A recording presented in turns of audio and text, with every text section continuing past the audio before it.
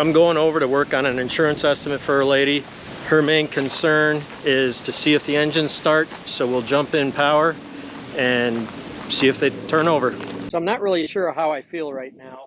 I'm getting ready to do an insurance estimate on this boat behind me. The reason why I'm conflicted about this is because, one, I'm the third mechanic to come to look at this boat. The first mechanic took the money and I guess never gave the lady the insurance estimate. The second mechanic came and took a little bit of money from her, and he gave her an estimate, but the estimate was very vague and the insurance company wasn't going to accept it. So this boat got damaged during the hurricane and the engines went under salt water that had to be pumped out before they could tow it in and get it up here on land. Normally when I do an insurance estimate, I get paid for my time, and when I receive payment, then I release that insurance estimate to the client. And I've learned this over the years. That's why I don't do it anymore. So if I do it for free, well, a lot of times what these people will do is either the boat gets totaled, they take the money and run, and I never get paid for my time. So what I usually do is if I do an insurance estimate, I get paid, and then I'll tell them and say, if I get the job, I will work out the insurance estimate cost with you. So that way I'm not out all that money and time. The reason why I'm doing this estimate for no pay right now is because the lady has called me and we've talked, and she's at her wit's end. She's out of money. Credit cards are maxed out. They're living in a hotel because that used to be their home, and obviously it's not habitable anymore. And she is stressed. Her husband got laid off, so he's not working, and they have no money to give me.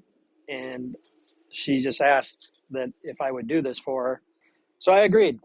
You know, she swears up and down. She says I'm a good person. She believes in what comes around goes around, karma, whatever you want to call it. And she swears that at a later date, she's going to pay me back for all the time and effort. So I just have to go into this believing that she does seem like a very nice person. And so I'm going to do what I can to help her out. And if I don't get paid, I still did the right thing. If I do get paid, then that's just icing on the cake. So I'm going to hop up here and get started. I'm going to start down in the engine room and work my way through the boat and just make a list, and we'll see what we find.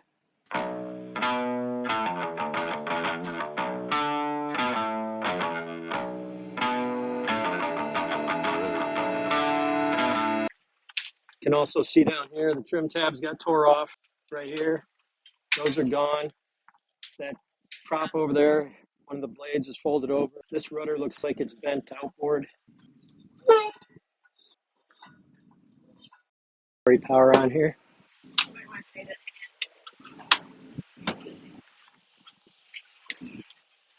Well, let's see if we can get some power on this thing. I don't know if batteries are shot or not, so go see if I can find the circuit breaker panel.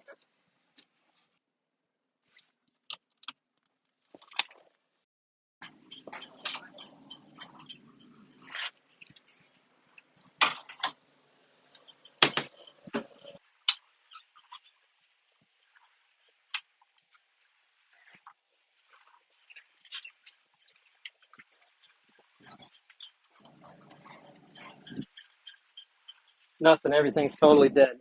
Let's go down in the engine room and poke around for a little bit.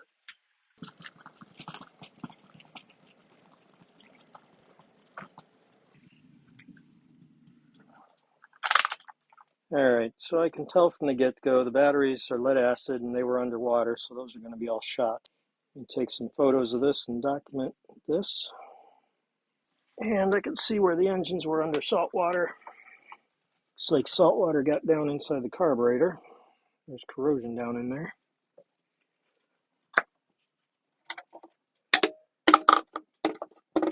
Alright, we're going to open up the port side hatch and see what we're looking at here. Alright, well, I can see salt water standing on top. You can tell from up here, this is all salt water right here.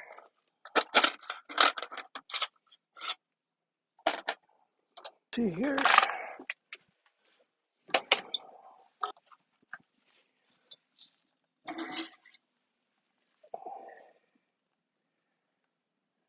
Yeah, it looks like there's water and oil. Yeah, transmission, starters, all that went under the water. You can see the damage already. Starter's definitely bad. These gears or pulleys up here are all shot. The alternators are shot. Same thing on the generator. You can see the electrical, it went underwater. Let me see if I can find this dipstick. There it is.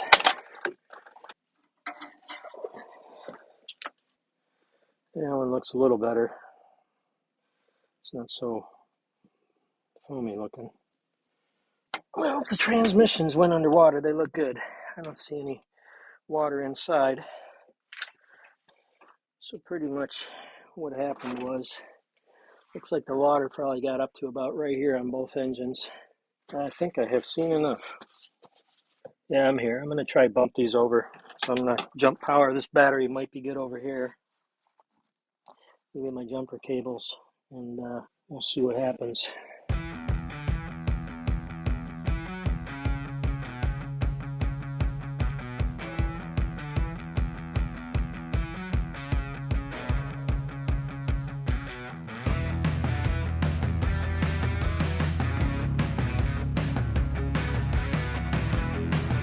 So, normal starting solenoids, right? SR is usually coming from your switch, ignition, whatever, it's telling you to turn on. The other side of that is the ground, which closes the solenoid, right? Then you have battery, not fused on one side, starter on the other, through the starter to ground. Simple. Let's see if I can do this without burning anything up.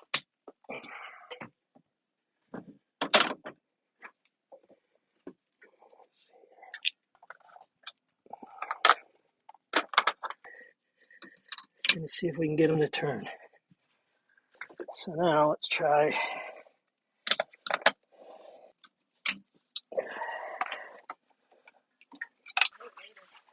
Yeah, well, we'll see.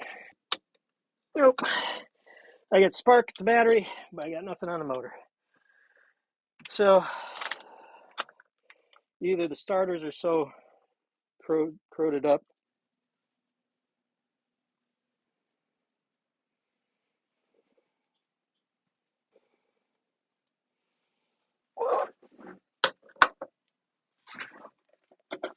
so I just turned off those battery switches. They were definitely crunchy inside, so that means they're full of salt water. I also secured this battery switch, which was salty too. Okay, I think I'm good, but I wouldn't want to be in here on a hot day. I'm thankful that it's 70 some degrees out today only.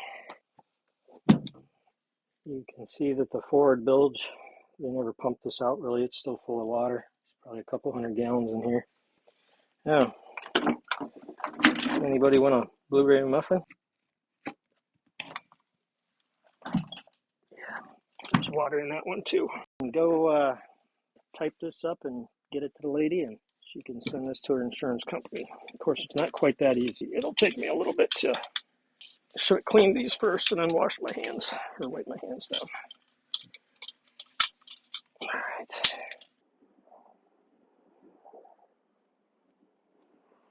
Just finished up the actual inspection of the vessel for the insurance estimate.